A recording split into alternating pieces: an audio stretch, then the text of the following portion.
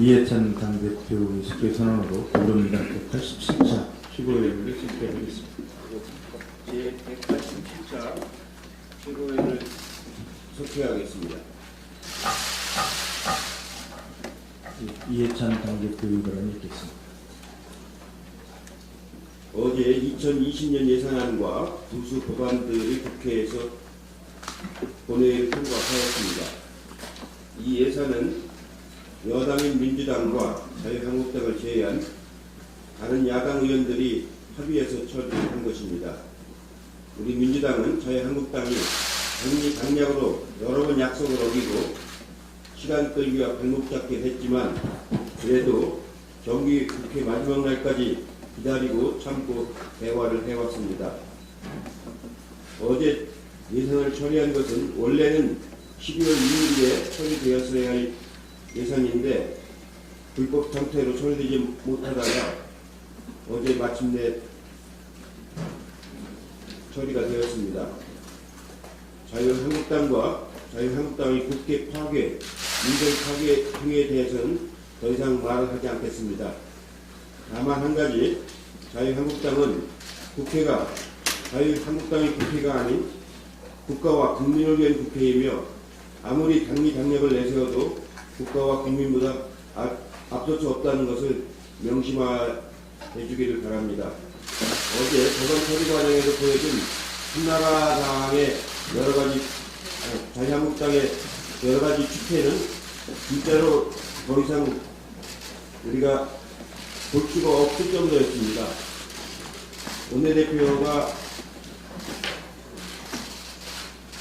국회법을 어기고 거진 30분 가까이 의장한테 항의를 하는 모습이라든가 수정안을 토론 후에 내놓고 제안 설명을 하겠다고 우기는 모습이라든가 이런 모습들은 정말로 그런 걸 보고 목불인견이라고 합니다. 눈 뜨고 볼 수 없다는 뜻입니다. 오늘부터 12월 임시국회가 열립니다. 신속안건 처리에 오른 법안들과 아직 처리되지 못한 민생 법안들을 처리하는 중요한 과제가 남아있기 때문에 세기를 달리해 임시국회가 열리게 될 것입니다. 지금 신속안건에 올라있는 법안들은 우리나라의 고질적인 문제들의 개혁이라는 대의를 위해 신속안건 특단의 조치를 통해서 만들어진 것입니다. 그렇기 때문에 각 법을 수정안을 마련한다 하더라도 원안의 원칙과 정신을 잊어서는 안 됩니다. 만일 각자가 자신의 이해관계나 생각만 앞세우거나 개혁대상인 검찰이 로비에 넘어간다면 이 역사적인 개혁법들은 모두 목표했던 의의와 효과를 잃고 좌초될 수도 있습니다. 선거법과 개혁법안 모두 각 당이 서로 한 발씩 양보해서 타협해야만 합의점을 찾을 수가 있습니다.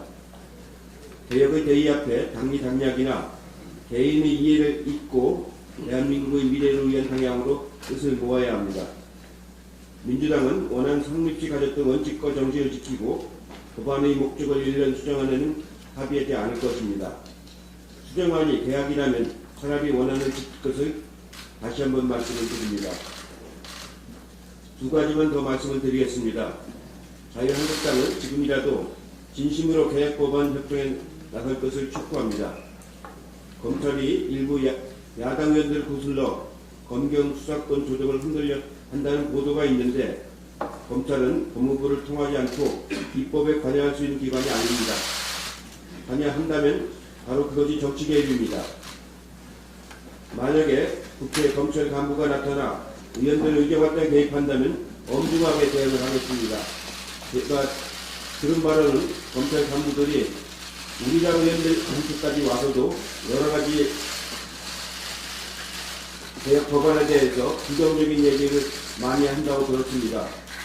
조금이라도 더 저런 활동한다면 실명을 공개하겠습니다. 다시는 그런 일 하지 마십시오. 저는 굉장히 단호한 사람입니다. 한 번이라도 이제 의원들한테 와서 그런 행위를 한다면 실명을 공개해서 정치 개입을 한 실태를 낱낱이 드러내겠습니다. 이상입니다.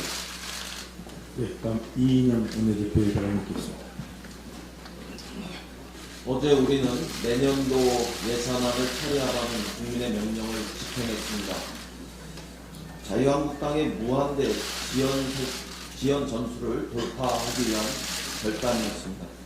이미 법정 시한을 어겼는데 정기국회 시한까지 넘길 수는 없었습니다. 국회 선진화법 이후 국회는 아무리 어려워도 정기국회를 넘겨서 예산안을 처리한 적이 없었습니다. 잘못된 선례를 남기지 않기 위한 불가피한 결정이었다는 점을 양해해 주시기 바랍니다. 우리는 마지막 순간까지 합의를 하기 위해서 최선을 다했습니다. 어제 저녁 8시가 물리적으로 정기국회 기간 안에 예산안을 처리할 수 있는 마지막 데드라인이었습니다.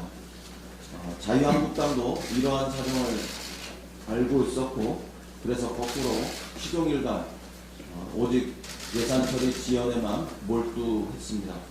시간이 흐를수록 협상의 의지는 사라졌고 노골적인 지연 전술로만 자유한국당은 일관했습니다.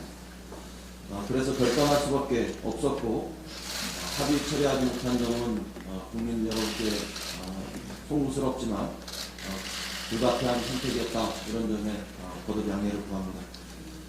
자유한국당에게는 인생 법안도 또 예산안 심사도 오직 검찰개혁과 정치개혁을 저지하는 수단에 불과했습니다. 지난 한 달 동안 자유한국당이 끝까지 지키고자 몸부림친 것은 검찰 특검과 선거 특권이었습니다.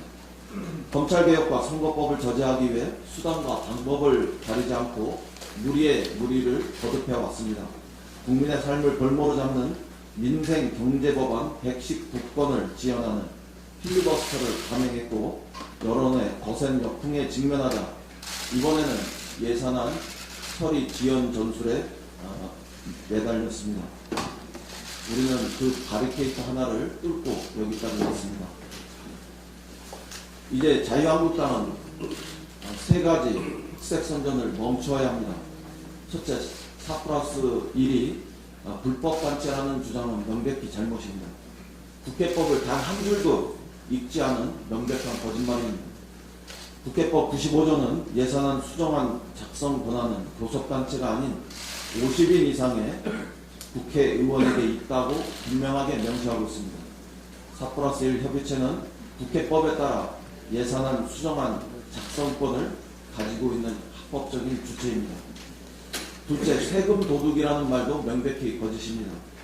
국회법에 따라서 162명의 의원이 발의한 예산안 수정안을 세금 도둑이라고 주장하는 것은 적반하장입니다.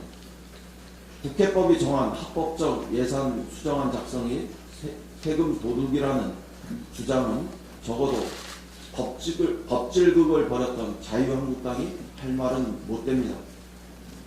자유한국당이 정부 예산을 자신의 쌍짓돈이라고 얘기하지 않는다면 상상도 할 수 없는 발상이고 심각한 언어 폭력일 뿐입니다. 셋째, 날치기라는 말도 명백히 잘못된 주장입니다. 2010년 여당이던 한나라당도 새 예산안을 단독 처리한 예가 있습니다. 합의 처리를 못한 것은 거듭 아쉽게 생각하지만 국회법 절차에 따른 정당한 예산안 처리 과정을 날치기라고 먹칠하는 것은 자유한국당이 자기 얼굴에 침뱉기라는 점을 분명히 강조해야 됩니다. 정상적으로 수정안 작성을 지원한 공직자를 노골적으로 협박하는 것 또한 의원 갑질 행위에 해당합니다. 당장 중지하시기 바랍니다. 어제 자유한국당은 정상적으로 회의를 운영하는 국회의장에게 입에 담기 민망한 인신 공격을 퍼부었습니다. 또 예산 수정안 작성을 도운 경제부총리와 공직자에게는 정치적 중립 의무 위반을 거론하며 탄핵까지 거론하고 있습니다. 과유불급이라는 말이 있습니다. 자유한국당이 정부 예산안 작성에 참여하지 못한 아쉬움은 100분 이해할 수 있습니다. 그러나 그렇다고 법에 따라 정상적으로 직무를 수행한 국회의장과 공직자들을 인신 공격하는 것은 지나친 화풀이, 한풀이에 불과합니다.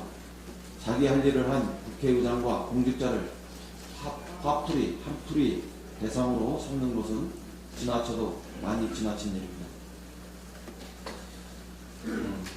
이제 12월 임시국회가 다시 시작됩니다. 본격적으로 검찰개혁과 선거개혁에 나서겠습니다. 본회의가 열리는 대로 선거법 개정안과 검찰개혁법안을 비롯한 개혁법안들, 그리고 어제 처리하지 못한 민생법안과 예산안 부수 법안을 일괄 상정하겠습니다.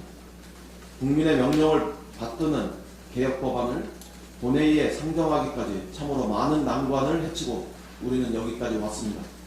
이제 시작입니다. 우리는 오직 검찰개혁과 선거개혁의 길로 또박또박 직진하겠습니다. 가장 빠르고 효과적으로 개혁과제를 완수하겠습니다. 국회법이 정한 절차에 따라 하나하나 장애물을 정확하게 헤쳐나가겠습니다. 법안이 통과되는 마지막 순간까지 그럼에도 불구하고 대화는 계속하겠습니다. 자유한국당이 지연전술을 펴더라도 끝까지 대화의 문을 닫아걸지는 않겠습니다. 신랄 같은 합의 가능성이 있더라도 마지막 순간까지 포기하지 않겠습니다. 남은 시간 민생 법안 처리에도 최선을 다하겠습니다. 정기국회는 끝났지만 민생에는 끝이 없습니다. 우리는 민생 법안의 산적한 과제들을 반드시 해결하겠습니다. 조속히 민생 법안을 처리할 수 있도록 최선을 다하겠습니다. 이상입니다. 네, 그럼 박주민 최고위원의 발언 듣겠습니다. 예, 어제 내년도 예산이 통과되었습니다. 정기국회 내에 예산이 통과돼서 늦었지만 무척 다행스럽다고 생각하고 있습니다. 그런데 상정된 모든 법안에 대해 필리버스터를 신청한 것에 이어서 어제 예산 통과 과정에서도 자한당의 발목 잡기 행태는 반복되었습니다. 특히 무조건적인 발목 잡기를 위해서 앞뒤가 맞지 않는 모습을 많이 보였고 자신들이 행한 약속도 깨는 모습도 보여주었습니다. 예를 들어서 우리 당을 비롯한 다른 당은 아무 말 안 하는데 자한당 소속 의원 전원이 제출한 수정안, 즉 자신들 전부가 낸 수정안에 대해서 자신들이 검토할 시간을 달라고 한다든지, 비제위 소위에 참여해서 같이 예산 부수 법안을 심의해서 통과시켰던 분이 본회의에 와서는 그 법안에 대해서 반대 토론을 한다든지, 법안의 시행일만 조금씩 바꾸어낸, 그래서 설명할 필요가 전혀 없는 법안에 대해서도 제안 설명을 하게 해달라고 한다든지 하는 모습을 보였습니다. 심지어는 예산이 원천 무효다라고 주장하며 의사 진행을 방해하면서도 동시에 자신이 확보한 지역구 예산은 보도자료를 통해 홍보하는 모순된 모습도 보였습니다. 국민들은 이런 모습을 보면서 누가 진정으로 국민을 위하는지, 그리고 그동안 누가 국회의 발목을 잡아왔는지 분명히 알 수 있었을 것입니다. 앞으로라도 자한당은 무조건적인 발목 잡기를 그만두고 20대 국회가 국민을 위해 할 수 있는 일을 하나라도 더 할 수 있게 협조해 주길 바랍니다. 정경심 교수에 대한 사문서 위조 혐의를 담고 있는 검찰의 1차 공소장에 대한 공소장 변경 신청이 법원에 의해 기각되었습니다. 법원은 1차 공소장에 담긴 사문서 위조 혐의와 2차 공소장에 담긴 해당 내용이 범행 일시, 장소, 방법, 공범, 행사 목적 등에서 완전히 다르다고 판단하였습니다. 이에 항의하는 검찰에 대해서는 퇴정시킬 것이라고까지 하였습니다. 검찰의 정경심 교수에 대한 1차 공소제기가 무리한 것이었음이 이론 드러난 것입니다. 이러한 법원의 판단은 사실 공소사실의 동일성과 공소장 변경의 한계에 관한 기존 대법원 판례만 살펴보아도 쉽게 예측할 수 있었던 것이었습니다. 그래서 국정감사 당시에 제가 이 부분을 지적하기도 하였었습니다. 그럼에도 불구하고 검찰이 이런 무리한 공소를 제기한 의도는 이제 의심받을 수밖에 없게 된 상황입니다. 게다가 재판부가 인턴 활동과 관련하여 공주대학교의 입장을 확인하겠다고 했는데 공주대는 아무런 문제가 없다는 입장인 것으로 알려졌습니다. 충실한 수사에 기반하지 않은 무리한 수사가 재판부에서 어떻게 판단되는지 보여주고 있다고 생각합니다. 검찰은 스스로 지난 수사 과정 등을 돌아볼 필요가 있습니다. 우리 당은 검찰 권한의 오남용을 막기 위한 공수처 설치, 검경수사권 조정 등을 꼭 이루어내겠습니다. 짧게 한마디 더 덧붙이겠습니다. 얼마 전에 조선일보가 주한미군이 철수될 수도 있다 등의 보도를 냈고 그 보도를 자유한국당 의원들이 학대 재생산에서 국민들의 불안을 가중시켰던 적이 있었습니다. 미국 현지 시간으로 9일 미국 상하원의 공화당과 민주당이 내년도 국방 예산안인 국방수권법에 합의를 했는데요. 이 내용을 보면은 주한미군 숫자를 28,500명 이하로 감축할 수 없도록 하는 내용을 담고 있습니다. 더 이상 주한미군이 철수될 것이다. 이런 등의 확인되지 않은 사실을 통해서 국민들의 불안을 자극하는 일은 없었으면 합니다. 이상입니다. 네, 다음 서른 최고위원의 발언이 있겠습니다. 예. 어제 예산안이 통과됨으로 해서 이제 선거법 개정안과 검찰 개혁법안 처리를 위한 국회 시간이 시작되었다고 봅니다. 민의를 제대로 반영하는 선거제도 도입, 또 검찰 권력의 남용을 막고 검찰을 국민을 위한 검찰로 거듭나도록 하는 검찰 개혁도 반드시 완수해야겠습니다. 검찰도 국민을 위한 개혁에 적극 동참해야 할 것입니다. 그런 차원에서 몇 가지 말씀을 드리겠는데, 조금 전에 박주민 최고께서 정경심 공소장 변경 불허한 언론의 결정, 그리고 공주대가 아무런 문제가 없었다는 결정, 이어서 이런 등등이 검찰이 불공정 수사를 했다라는 하나의 증자가 될 것이라고 봅니다. 이어서 소위 청와대 하명 수사 논란에 대해서 한 말씀 드리겠습니다. 어제 언론 보도에 따르면은 청와대 하명 수사 사건으로 지목된 김기현 전 울산시장의 비서실장과 레미콘 업체 유착 의혹 사건에 대한 검찰 수사가 부실했던 것으로 드러났습니다. 이 사건에 대해 경찰은 김 전 시장의 비서실장이 자신과 친분 관계가 있는 레미콘 업체의 자재를 울산 북구 아파트 공사 현장에 사용할 수 있도록 직권을 남용했다고 판단한 반면, 검찰은 울산 지역 업체의 하도를 권장하는 울산시 조례에 따른 공무원의 정당한 업무 처리로 보고 무혐의 처분을 통과했습니다.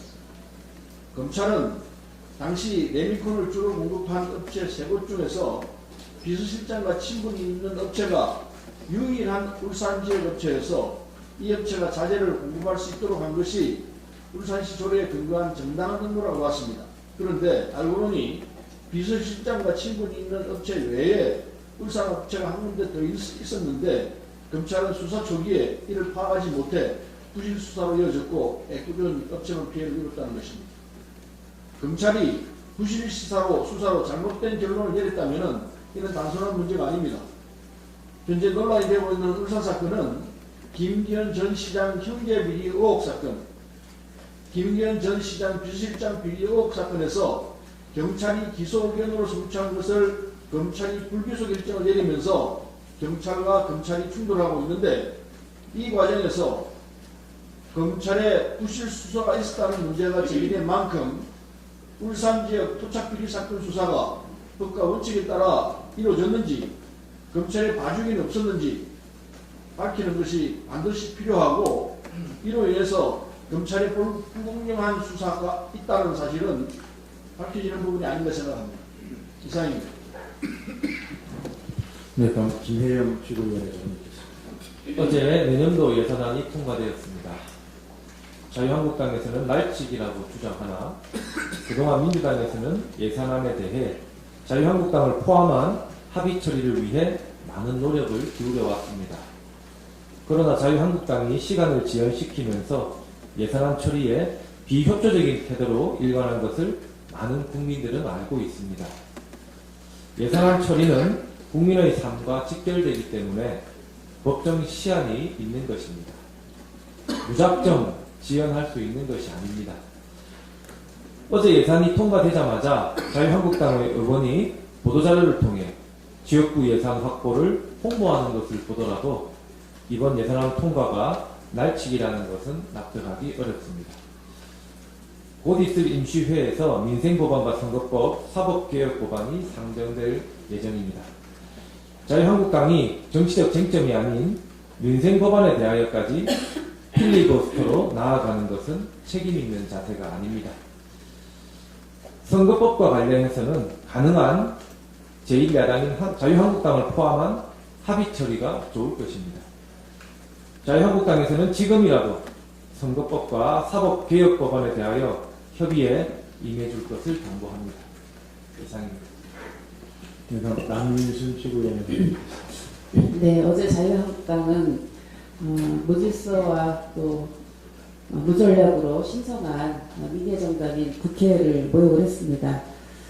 이에 비해서 4+1 공전은 차분하게 국민의 명령을 따르기 위해서 굳건하게 공전을 했습니다. 국민들이 조금 안심하지 않았을까 이렇게 생각합니다. 새 예산은 글로벌 경제 위기 및 일본 수출 규제에 대응하고 4차 산업혁명 시대의 경제를 살리면서 또 중소기업을 지원하는 예산이 담겨 있습니다. 뿐만 아니라 민식이법 등 어린이 교통안전관리시설을 확충하고 또 교육 교직원의 인건비를 증액해서 내년부터 시행이 되는 교육청의 개편을 지원하는 예산도 담고 있습니다. 장애인 활동 지원 대상을 확대해서 포용적 복지를 실현하고 일자리를 창출하기 위한 정말 절박한 민생 예산들입니다. 확장적인 재정 정책을 비판하고 있는데 OECD 국가에 비교할 때 우리나라의 국가 채무수는 매우 양호합니다. 우리나라 GDP 대비 일반 정부 부채 비율은 2017년 결산 기준으로 40.1%로서 OECD 회원국 전체 평균인 110.5%를 크게 밑돌고 있습니다. 특히 우리나라는 심각한 저출산 고령화와 저성장 국면으로 OECD와 IMF 등 국제기구에서도 적자 재정도 감수하는 확장적 재정 정책을 펼칠 것을 우리 정부에 권고해 왔다는 점을 강조합니다. 이런 점에 비춰본다면 이번 내년도 예산은 제가 봤을 때는 아직은 확장적 재정이라고 보기도 좀 부족하지 않나 라는 생각을 갖고 있습니다. 이제 새 예산안이 처리된 만큼 이제는 패스트트랙 법안을 처리하기 위해서 다시 한번 민주당은 4+1 공조와 그리고 자유한국당이 함께 논의하기를 촉구합니다. 이상입니다. 네, 이수진 최고위원의 발언 듣겠습니다. 내년도 예산안이 통과되었습니다. 달목잡기로 예산안 처리를 어렵게 만든 자유한국당의 모습이 너무 안타까웠습니다.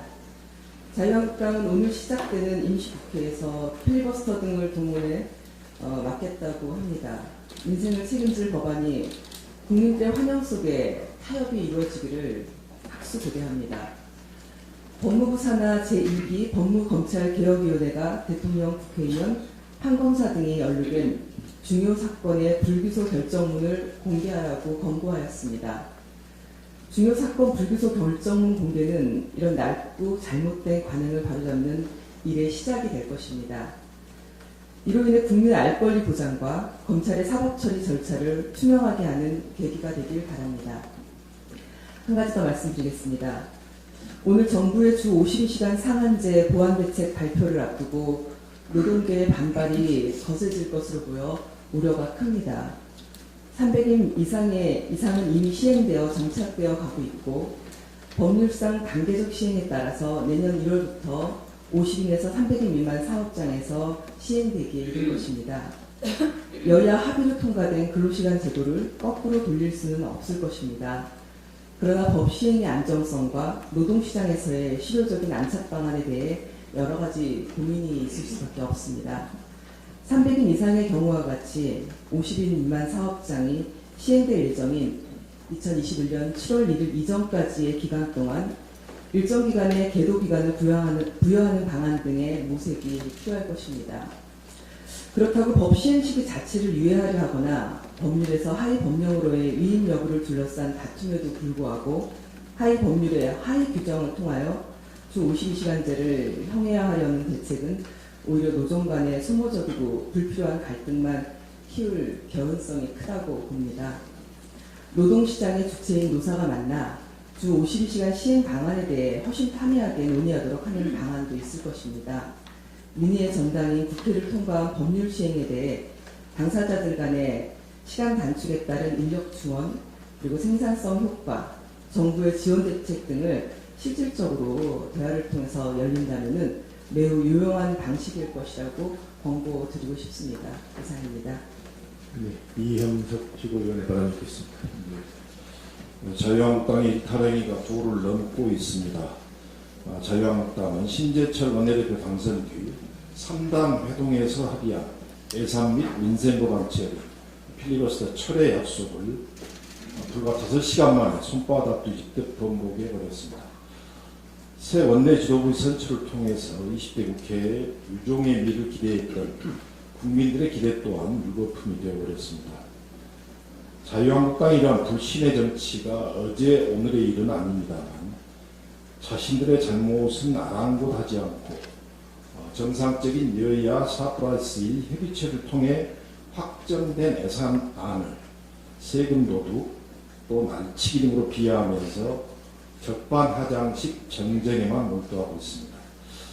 이런 상황 속에서 황교안 대표는 오늘 14일 또다시 장애 집회를 한다고 합니다. 겨울 광화문에는 그를 기다리는 정광훈 목사가 있습니다. 모습이 좋지 않습니다. 황교안 대표의 자선을 촉구합니다. 한 말씀만 더 올리겠습니다.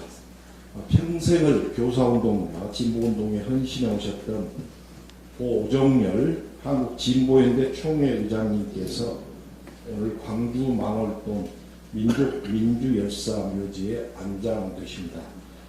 고인의 명복을 빕니다. 이상입니다. 네, 이상 모두 발언을 마치고 회의를 비공개로 전환하겠습니다.